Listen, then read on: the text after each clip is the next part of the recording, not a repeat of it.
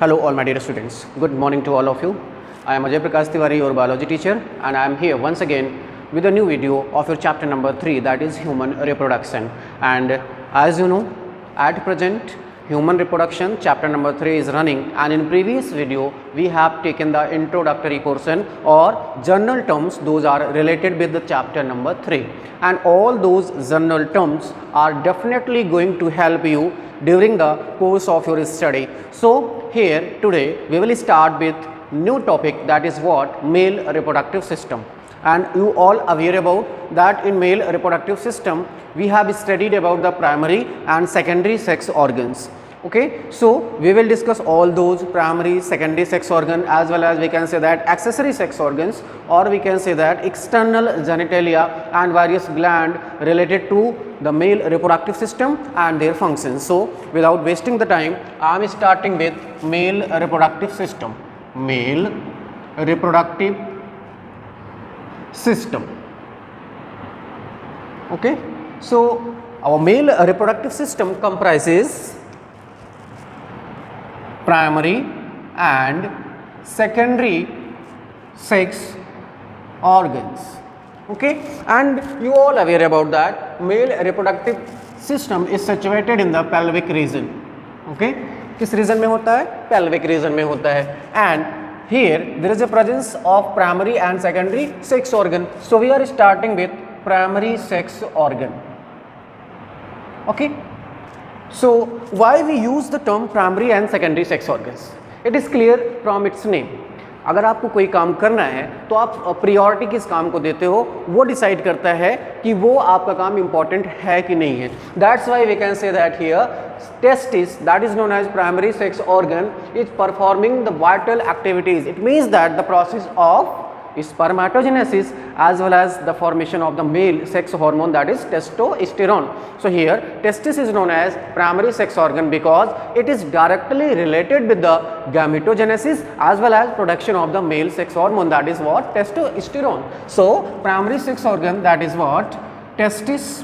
And why this is known as primary sex organ? Because this is known as primary sex organ because directly related with gametogenesis, as well as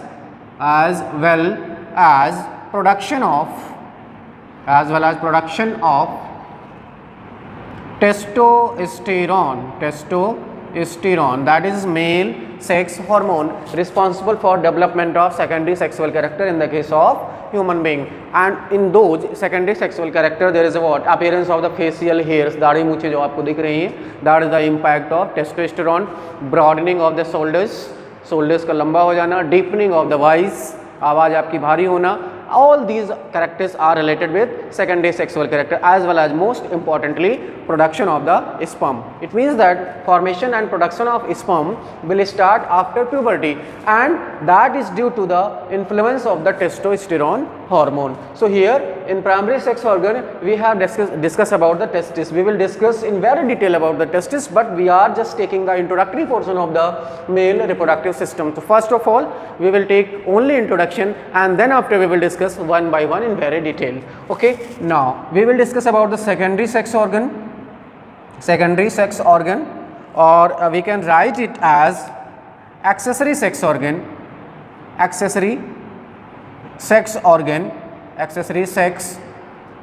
Okay then, so in secondary sex organ or accessory sex organs there will be presence of the various structure. Those are responsible for, we can say that, storage as well as conduction of the sperm, as well as all those structures, those also help in formation of the semen. So we are starting with certain kind of ducts here. In certain kind of ducts we will see here the first of all rete testis, and this rete testis is the path of opening of seminiferous tubule into the next structure, that is known as vasa efferentia.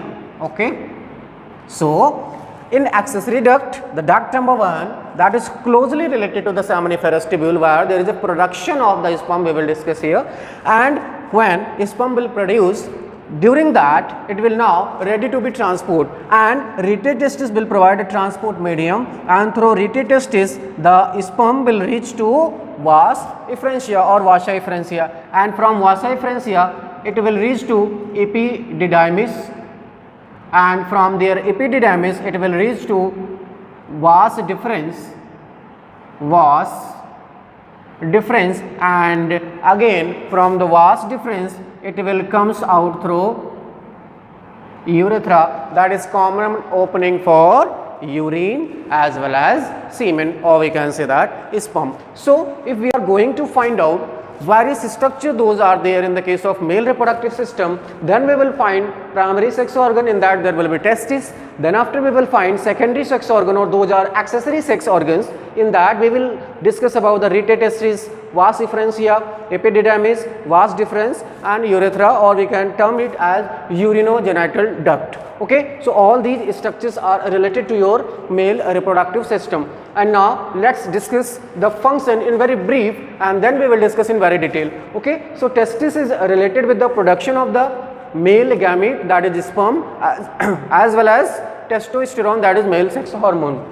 Okay, rete testis, because sperm production will take in place in the seminiferous tubule, and from there it will reach to the rete testis, and via rete testis it will reach to the vas efferentia, and from there it will reach to the epididymis, and from there into the vas deferens, and ultimately comes out. So rete testis is provide a medium for transport of the sperm from seminiferous tubule to vas efferentia, मतलब seminiferous tubule में जो sperm बना वो seminiferous tubule में बनने के बाद रीटे testis से होता हुआ वासा एफरेंसिया में पहुंचेगा, फिर वासा एफरेंसिया उसको कहाँ भेज देगी, एपिडिडाइमिस पे भेज देगी. And here in the case of epididymis it will responsible for the maturation of the sperm, मतलब आपका स्पर्म अभी तक जो रीटे टेस्टिस और वासा एफरेंसिया से होता हुआ सेमिनिफेरस ट्यूब्यूल से आ रहा था वो अभी इमेच्योर था बेटा, वो मैच्योर नहीं हो पाया था, तो उसको मैच्योर करने का काम कौन करेगा, एपिडिडाइमिस करेगी. एपिडिडाइमिस में बेटा 3 पार्ट होते हैं जिसको हम हेड, बॉडी और टेल रीजन कहते हैं, बाद में उसको डिस्कस करेंगे. ठीक, और एपिडिडाइमिस एक ऐसा स्ट्रक्चर है जहाँ पे टेम्पोररी स्टोरेज 18 से 24 घंटे के लिए स्पर्म का हो सकता है, और फंक्शनल जो मैच्योरिटी है स्पर्म यहीं पे आके गेन करता है, और जो फाइनल फंक्शनल मैच्योरिटी है यहाँ पे आने के बाद बेटा जो स्पर्म है वो एटलीस्ट इस कंडीशन में है कि अब वो मैच्योर हो चुका है, लेकिन पूरी तरह से भी मैच्योर नहीं हुआ है. पूरी तरह से मैच्योर कब जाएगा होके वो, जब वो पहुंचेगा फीमेल रिप्रोडक्टिव ट्रैक्ट में. ठीक है, तो एपिडिडाइमिस में हुआ क्या, स्पर्म यहाँ पे मैच्योर हुआ है बट फुल्ली मैच्योर नहीं हुआ है. फुल मैच्योरेशन स्पर्म का कहाँ होगा, जब वो रीच करेगा कहाँ, फीमेल रिप्रोडक्टिव ट्रैक्ट के अंदर. Okay, so let's find out the question those were asked in the board examination. Okay, so those questions were asked that what is the difference between vas efferentia and vas deferens. This question is asked numerous times in your board examination as well as in your competitive examination. What is the role of vas efferentia and what is the role of vas deferens? So it is very clear from its name, vas efferentia or vasa efferentia carry the immature sperm and vas deferens carry the mature sperm. How? You can see from here that sperm production will take in place in the seminiferous tubule. Okay, and from seminiferous tubule now that sperm will reach to the vas efferentia through rete testis. तो यहाँ rete testis से होता हुआ जो seminiferous tubule में sperm बना था वो कहाँ पहुँच गया, vas efferentia में, लेकिन अभी उसने क्या किया है, मैच्योरिटी नहीं गेन की है. मैच्योरिटी गेन कहाँ करेगा, एपिडिडाइमिस में. तो अभी जो vas efferentia में sperm वो कैसा है, इमेच्योर है. अब एपिडिडाइमिस में वो क्या हो जाएगा, मैच्योर. मैच्योर होने के बाद कहाँ जाएगा, vas deferens में. तो पहला तो फंक्शन में डिफरेंस हुआ ना कि vas efferentia is carrying the immature sperm and vas deferens carrying the mature sperm. And here we can say that seminiferous tubule opens into the vas efferentia through rete testis, and here vas deferens arises from the tail or lower portion of the epididymis. मतलब जो vas efferentia बन रही है वो रेटे testis की वजह से बन रही है, और वास डिफरेंस जो बन रहा है टेल पोर्शन से अराइज हो रही है किसके, एपिडिडाइमिस से. तो हम दूसरा डिफरेंस लिख सकते हैं, रेटे testis communicates or rete testis terminates into the vasa efferentia, and here epididymis or tail portion of the epididymis from where there is a arising or there is a formation of the vas deferens. So all these were the structures, those are related with your male reproductive system. Now we will discuss all those in very detail. So for that we are going to discuss the diagrams first. So here this is the external view of the human male reproductive system. Here let's consider it. These two are the testis, and as you know, testis are oval in shape, and remember the position of these testis is slight difference or slightly different. Why there is a slight difference between the position of these two testes? Because these slight differences और these differences prevent the testis from squeezing.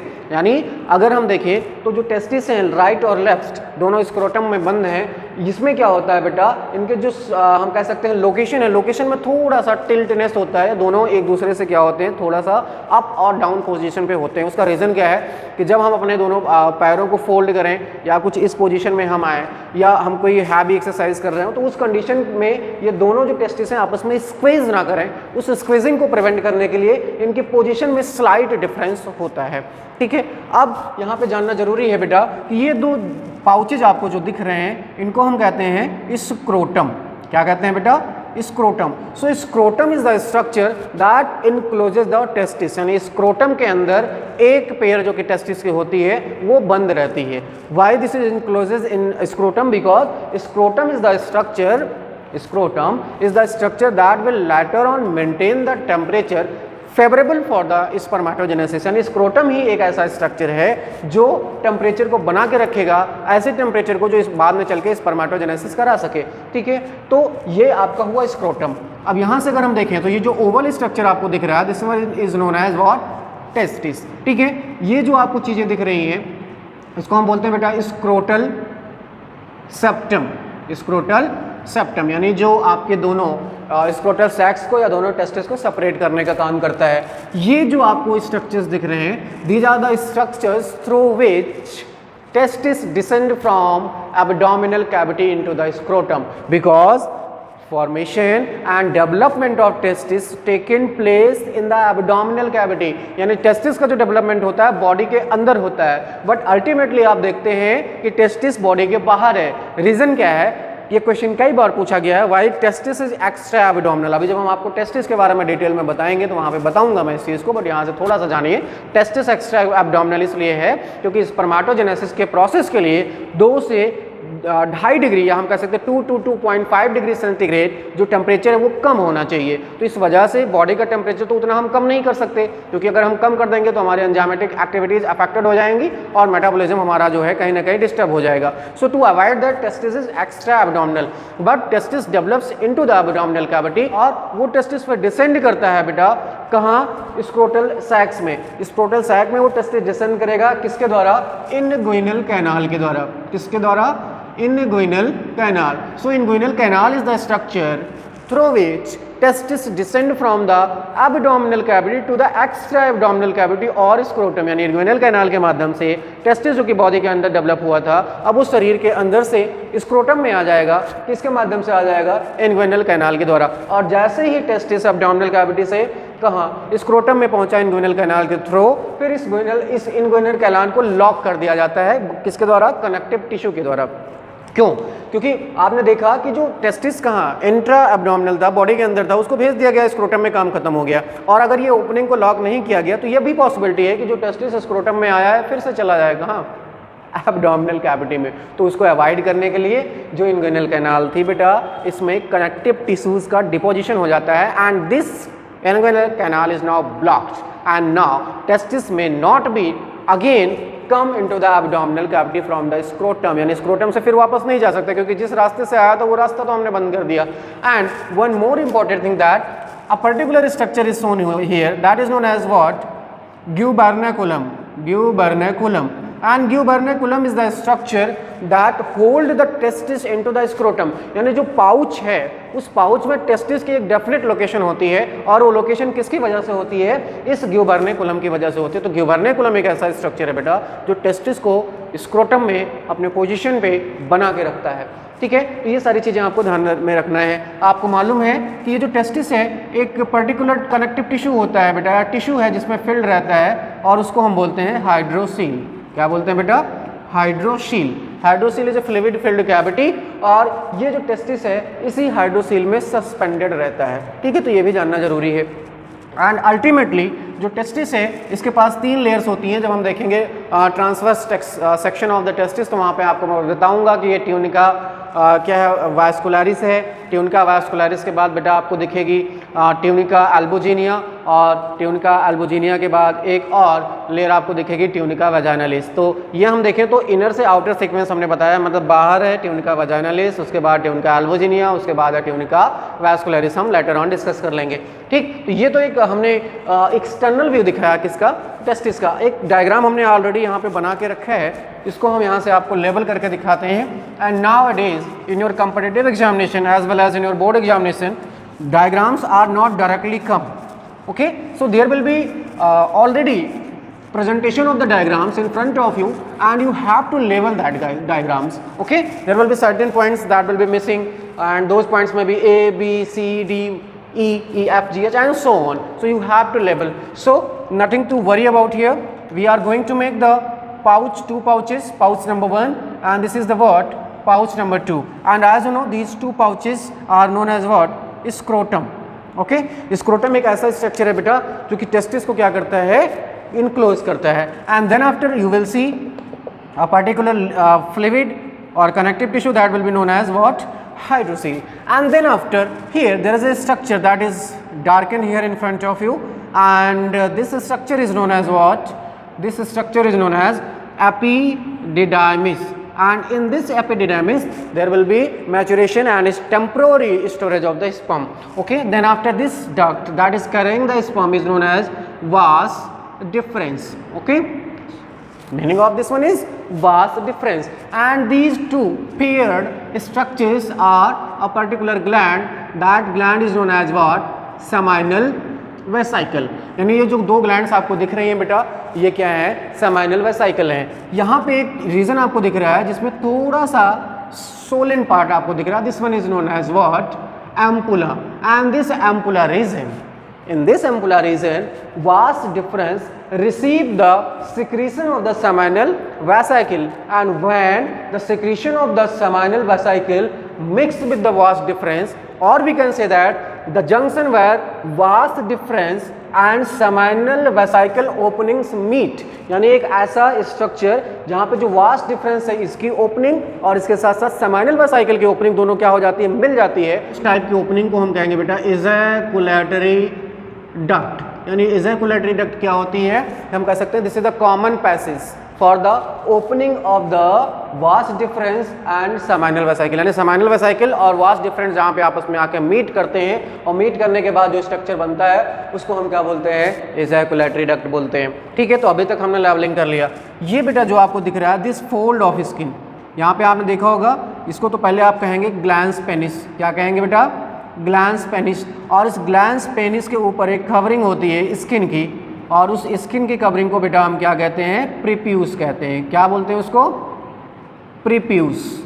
ठीक है, यानी जो आपका penis का external genitalia का बाहर का सोलन पोर्शन है उसके ऊपर जो फोल्ड ऑफ स्किन है दैट इज व्हाट, प्रीप्यूस, और जो सोलन पोर्शन है that is itself glans penis. और आपको ये जो डक्ट दिख रही है इसको हम बोल देंगे क्या, urinogenital duct, and this duct can be also termed as urinary or urethral meatus, or we can term this urinogenital duct because this is very common for the ejaculation, or we can say that for the release of the semen as well as for the release of the urine, यानी urine और सीमेन दोनों एक ही रास्ते से बाहर आता है, इस वजह से इसको हम क्या कह सकते हैं, यूरिनरी meatus, या हम कह सकते हैं यूरिनोजेनाइटल डक्ट। ओके, और ये कॉमन पैसेज होता है। अब यहाँ से हम देखें कुछ ग्लैंड्स हमारे पास और होती है, उन ग्लैंड्स में बेटा आपको देखना है यहाँ से ये जो दो डॉटेड स्ट्रक्चर्स आपको दिखाए गए हैं, इन दोनों डॉटेड स्ट्रक्चर्स को हम क्या कहते हैं, हम इसको बोलेंगे बेटा काउपर्स ग्लैंड। क्या बोलते हैं, काउपर्स ग्लैंड। और इसी काउपर्स ग्लैंड का दूसरा नाम है बेटा bulbo urethral gland, Cowper's gland और bulbourethral gland, and this gland release certain kind of sticky materials during the sexual excitation. We will discuss it later on. And there is another duct here, and this duct is known as, or this gland is known as what, where is the space, space is here, इस gland को हम क्या बोलते हैं बेटा, prostate gland. क्या बोलते हैं, prostate gland. Okay, so this is typical representation of male reproductive system, in which we have discussed all the structures, starting with this one is outer pouch, scrotum. Inside this oval structure is known as what?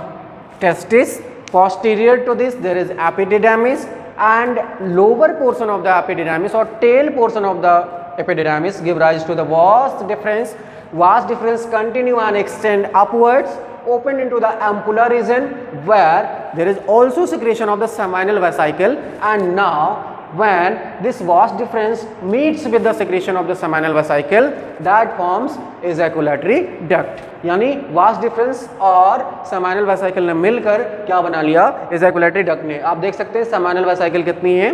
2.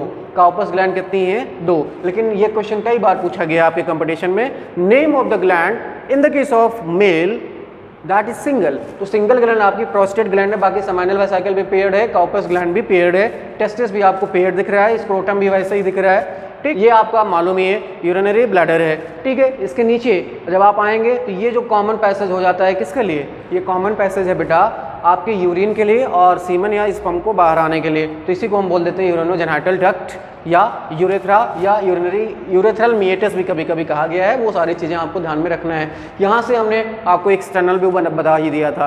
ठीक, तो एक बार अगर हम quickly recap करें, उस recap में जो चीज़ें आपको देखने को मिलेंगी मेल रिप्रोडक्टिव सिस्टम में, एक बार हम ब्रीफली उसको एक वेब चार्ट के माध्यम से आपको बताते हैं. तो वो आप वेब चार्ट कंसीडर करें. यहाँ से डायग्राम्स वगैरह आपके क्लियर हो गए होंगे. You have to practise this diagram, और इस डायग्राम की प्रैक्टिस आपको 2 तरीके से बेटा करनी है.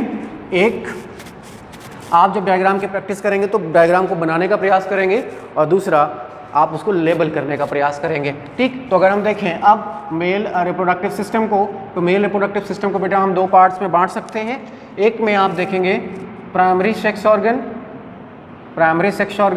एक में आपको दिखेगा सेकेंडरी सेक्स ऑर्गन, और इसी सेकेंडरी सेक्स ऑर्गन को आप क्या बोलते हो? Accessory sex organ. यहाँ पे प्राइमरी सेक्स ऑर्गन में केवल एक दिखेगा आपको, टेस्टिस, जिसको आप क्या कहते हो? गोनैड भी कहते हो बेटा. गोनैड एक ऐसा टर्म है जो कि मेल और फीमेल दोनों के प्राइमरी सेक्स ऑर्गन के लिए यूज़ किया जाता है. सेकेंडरी सेक्स ऑर्गन्स में आपको क्या क्या दिखेंगे? जैसा कि मैंने बताया, रीटे टेस्टिस दिखेगा. रीटे टेस्टिस के बाद आपको देखने को मिलेगा वासा इफ्रेंसिया. के बाद आप क्या देखने वाले हैं? Epididymis. Then after there will be vas deferens. Okay बेटा, वास डिफरेंस आपने देख लिया. वास डिफरेंस के बाद एक स्ट्रक्चर आपको और देखने को मिलता है जिसको हम बोलते हैं एक्सटर्नल जेनिटेलिया, और इस एक्सटर्नल जेनिटेलिया का नाम है पेनिस. ठीक है, तो ये सारे स्ट्रक्चर्स आपको दिखे कहाँ? मेल रिप्रोडक्टिव सिस्टम में. अब हम एक एक करके बेटा इन सारे स्ट्रक्चर्स को बहुत ही डिटेल में देखते हैं. ठीक है, तो we will start with testis. तो टेस्टिस से हम यहाँ पे स्टार्ट करते हैं. आपको मालूम ही है टेस्टिस क्या है? हम लोगों का प्राइमरी सेक्स ऑर्गन है, और इसमें किसका प्रोडक्शन होता है? ये हमारा जो मेल गैमीट है, जिसको हम क्या बोलते हैं? स्पर्म बोलते हैं, उसको बनाने का काम करता है. और इसके साथ साथ बेटा ये क्या करता है? जो मेल सेक्स हार्मोन है, जिसको हम टेस्टोस्टेरोन कहते हैं, उसको भी बनाने का काम करता है. ठीक है, तो देखते हैं क्या क्या है इसमें. सो testis. Okay, so there is a word that is known as what? Testes. We can also call it testis, or we can use the term tests. What is the meaning of this? ये जो word बना हुआ है, this is a Latin word. ये किसका type का word है बेटा? Latin word. और लैटिन वर्ड में हम इसको क्या कहेंगे? टेस्टिस. और इसका मतलब क्या होता है? टेस्टिकल. क्या कहते हैं इसको हम? टेस्टिकल. तो क्वेश्चन यहाँ से टेक्निकली पूछा गया, what is the difference between testis and testicle. तो ये ध्यान रखिएगा, टेस्टिस तो हमारा क्या है? मेल, या हम कह सकते हैं प्राइमरी सेक्स ऑर्गन है, या हम कह सकते हैं मेल रिप्रोडक्टिव सिस्टम में प्राइमरी सेक्स ऑर्गन है. तो टेस्टिकल क्या है बेटा? Testicle means that testis plus epididymis, यानी एपिडिडाइमिस और टेस्टिस मिलके क्या बनाते हैं? टेस्टिकल बनाते हैं. और टेस्टिस अकेले क्या है? ये मेल सेक्स ऑर्गन है या प्राइमरी सेक्स ऑर्गन है. अब अगर हम देखें तो आप बचपन से पढ़ते आ रहे हो कि बेटा जो लेंथ होती है टेस्टिस की, लेंथ नियरली 4 to 5 सेंटीमीटर की होती है. अगर हम बात करें विड्थ की बेटा, so width is what? 2 to 3 centimetre. 2 to 3 centimetre. इतनी चीज़ें भी आपको मालूम है। Then after what is importance, इसका जो शेप होता है बेटा, you also aware about this, oval होता है। What is the location, located in scrotum outside the body, यानी कहाँ इसकी लोकेशन है, स्क्रोटम में, और कहाँ, हमारी बॉडी के अंदर। Why this is outside, question पूछा गया है why testis is extra abdominal. ठीक है, so as we told you in the beginning that testis is extra abdominal to favor the process of spermatogenesis or the process of formation, maturation and storage of the sperm, यानी sperm का formation हो, उसका properly storage हो, properly उसका maturation हो। इसके लिए ये ज़रूरी है कि टेम्परेचर क्या हो, डाउन हो, और कितना, 2 से 2.5 डिग्री सेंटीग्रेड। तो यहाँ से लिख सकते हैं why testis is extra abdominal because for sperm production,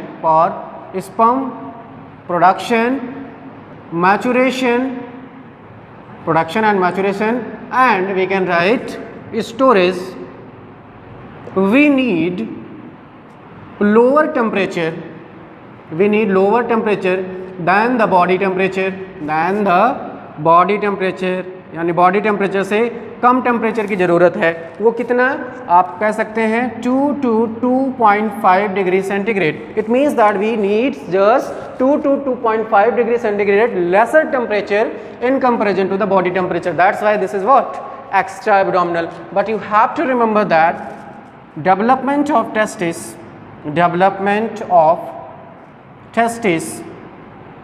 is in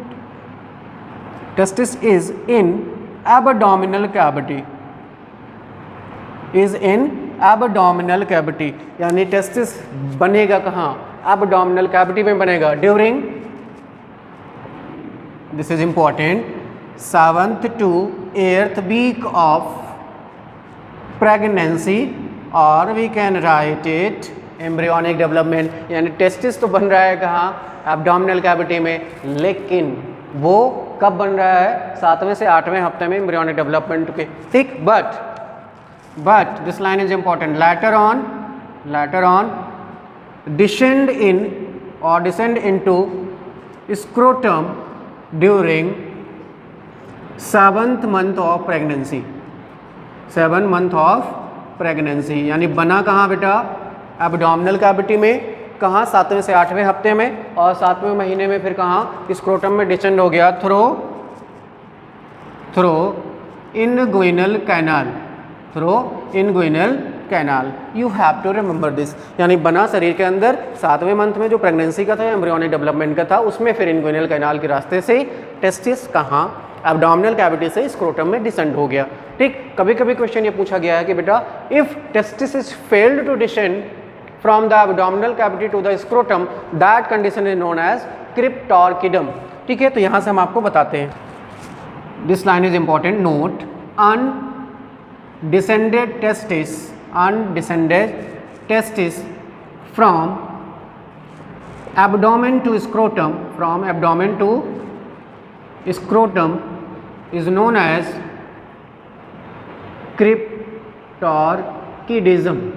क्रिप्टॉर्किडिज्म। यानी अगर टेस्टिस फेल्ड हो गया डिसेंड होने में, क्वेश्चन कई तरह से पूछा जाता है, undescended testis is known as cryptorchidism, और if testis fail to descend from the abdominal cavity to the scrotum, that condition will lead to what, cryptorchidism. And after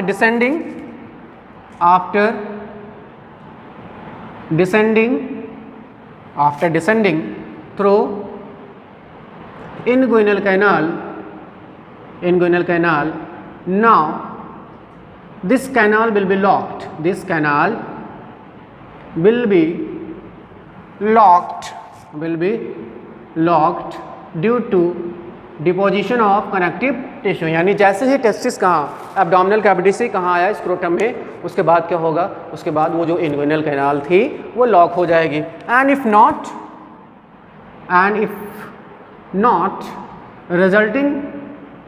resulting inguinal hernia, अगर नहीं हो पाया लॉक तो क्या condition हो जाएगी, inguinal hernia हो जाएगी बेटा, ठीक है। अगर इनगुइनल कैनाल लॉक हो गई तब तो ठीक है, अगर लॉक नहीं हुई तो उस कंडीशन में क्या होगा, इनगुइनल हर्निया हो जाएगी। तो ये सारी चीज़ें आपको जानना जरूरी था। कुछ पॉइंट्स आपको और बताते हैं जो इसके लिए इंपॉर्टेंट है, बट मैं बोर्ड पे राइट नहीं करूँगा।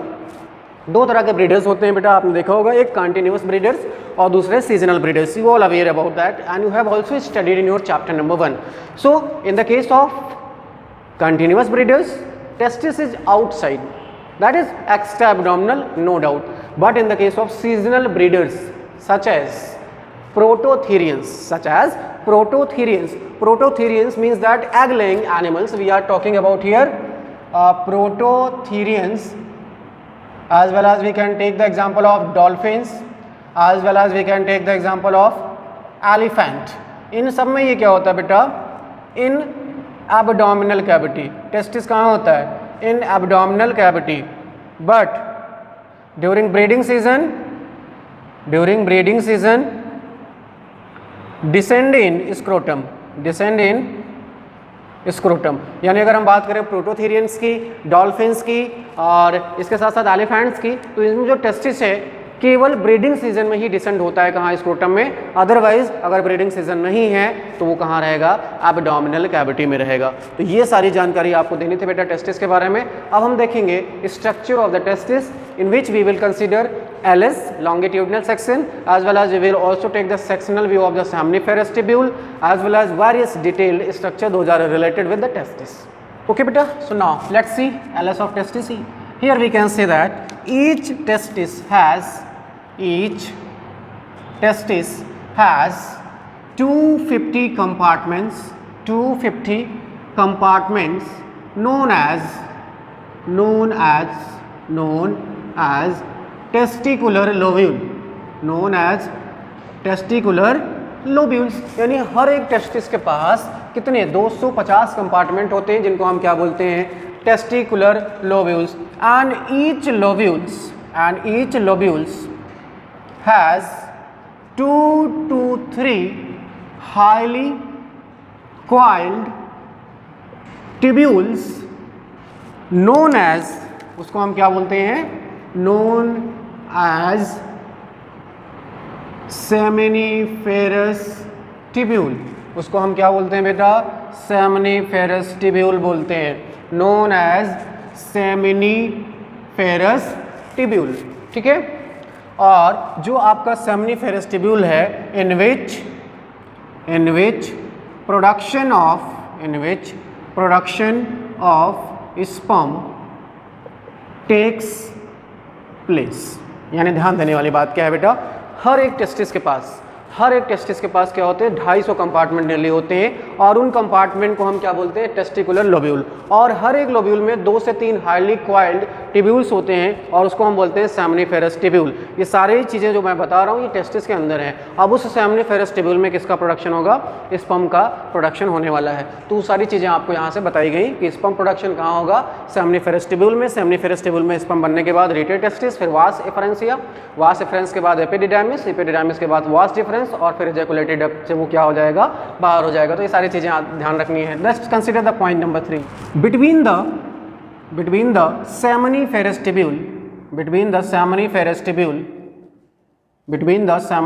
tubule there is presence of interstitial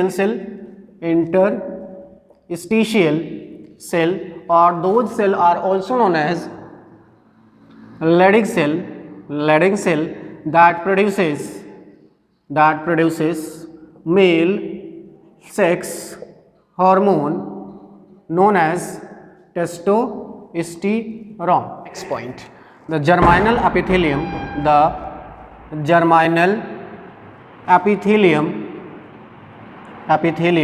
or lining of seminiferous tubule consist of 2 types of cells। यानी सीधी सी बात है कि जो सेमनिफेरस ट्यूब्यूल को लाइन करने वाली सेल्स हैं वो जर्मिनल एपिथेलियल सेल्स हैं, और वो 2 तरह की होती हैं। एक को हम बोलते हैं बेटा स्पर्मेटोगोनिया, और इनको हम और बोल सकते हैं spermatogenic cell, spermatogenic cells. And after meiosis these spermatogonia or spermatogenic cells will form sperm. And the second one is Sertoli cell, or this cell is also known as supporting cell, or we can also write is nurse cell because it provide nourishment to developing sperm, और we can also write the term spermatozoa. ठीक है, ध्यान ये रखना है कि जो भी आपका स्पर्म डेवलप कर रहा है उसको नरिशमेंट की ज़रूरत है, तो वो नरिशमेंट कौन प्रोवाइड करेगा? सर्टोली सेल्स करेंगी। अब जो भी चीज़ें आपके यहाँ पे लिखी गई हैं उसको हम एक डायग्राम के माध्यम से आपको बताने का प्रयास करते हैं। ठीक है, so let's see the diagram. And first of all we will draw the diagram here, and this is what tunica albuginea, or we can also write it tunica albugina. Okay, and inner folding of this tunica albugina forms testicular lobules. Okay, so there will be inner folding, finger like projection, and that will result in the formation of testicular lobules. And all these are, as you know, nearly 250 compartments, and each testicular lobules, as you know, contains 2 to 3 highly coiled seminiferous tubules. So minimum numbers 2, maximum 3, so we are just drawing only 2. So this one is also the one, and again this one is the what? Second one. Let's quickly draw here first. Okay, now let's see the second one. Similarly, that will be also here, and all these seminiferous tubules is just going to open into another duct. We all aware about that. That is known as what? Rete testis. What is the name of that? The name of that is what? Rete testis. So I am just making it like this. So this one is what? Rete testis, and now this rete testis will emerge into a definite structure that will be known as vas efferentia, and now this vas efferentia will leads to a highly coiled structure that is known as what? As you know, ductus tubules, and this structure will be like here, and we can extend it up to here. This layer is, as you know, tunica albuginea, and after this there will be another layer, and that layer is known as what? Tunica vaginalis. This is the outermost layer, and as you know, this one is tunica albugina. Inner to this there will be another layer that will be known as tunica vascularis. So we can say that testis is surrounded by 3 layers. ठीक है, outer most को आप क्या कहते हो? Tunica vaginalis, then after there will be tunica albugina or albugina, then after there will be tunica vascularis. तो ये तीनों लेयर्स आपको देखने को मिल जाएंगे कहाँ? टेस्टिस में। ये चीज़ें जो आपको दिख रही हैं बेटा, this one is what? Epididymis, और इसको हम बोलते हैं डक्टस डिफरेंस और वास डिफरेंस। ठीक है ना, तो ये एक स्ट्रक्चर आपको टिपिकल दिखाया गया किसका? एलिस में। ये आपको जो दिख रहे हैं इनको हम बोलते हैं टेस्टिकुलर लोब्यूल्स। ठीक है, इनके अंदर आपको दिख रहे हैं सेमिनिफेरस ट्यूब्यूल। ठीक है, अब इन्हीं सेमिनिफेरस ट्यूब्यूल का एक हम सेक्शनल व्यू अगर देखें तो हमको कुछ इस तरह से दिखेगा बेटा। अगर हम एक सेक्शनल व्यू देखें तो ये सारी चीज़ें आपको कनेक्टिव टिश्यूज़ यहाँ पे देखने को मिलेंगे।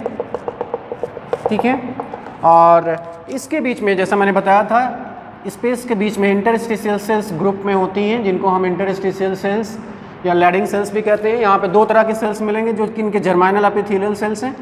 एक आपको नॉर्मल टाइप की मिलेंगी और एक आपको देखने को मिलेंगी क्यूबॉइडल।